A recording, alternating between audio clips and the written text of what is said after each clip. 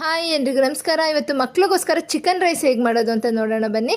ಒಂದು ಕುಕ್ಕರ್ಗೆ ಸ್ವಲ್ಪ ಎಣ್ಣೆ ಎಲ್ಲ ತುಪ್ಪ ಹಾಕ್ಕೊಂಡು ಸ್ವಲ್ಪ ಜೀರಿಗೆ, ಎರಡೆರಡು ಮೆಣಸುಗಳನ್ನ ಸ್ವಲ್ಪ ಜಜ್ಕೊಂಡು ಹಾಕ್ಕೊಂಡು ಅದ್ರ ಜೊತೆಗೆ ನಾನು ಚಿಕನ್ ಬೋನ್ಲೆಸ್ ತೊಗೊಂಡಿದ್ದೀನಿ, ಜೊತೆಗೆ ಒಂದು ಸ್ವಲ್ಪ ಲಿವರ್ ತೊಗೊಂಡಿದ್ದೀನಿ.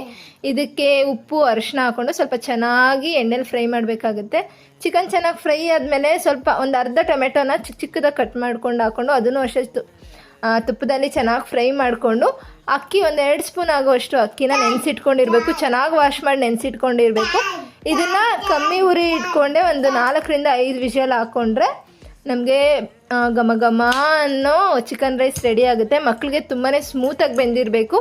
ಸೊ ಅದನ್ನು ಒಂದು ಲೋಟದಲ್ಲಿ ಸ್ಮ್ಯಾಶ್ ಮಾಡಿಕೊಟ್ರೆ ಅವ್ರು ಆರಾಮಾಗಿ ತಿಂತಾರೆ. ಡೈಲಿ ಅದೇ ಸರಿನ ಕೊಡೋ ಬದಲು ಈ ಥರ ವೆರೈಟಿ ಮಾಡಿಕೊಡಿ, ಆರಾಮಾಗಿ ತಿಂತಾರೆ, ಹೊಟ್ಟೆ ತುಂಬ ತಿಂತಾರೆ. ಸೊ ಮಕ್ಕಳು ಕೂಡ ಹೆಲ್ದಿಯಾಗಿರ್ತಾರೆ.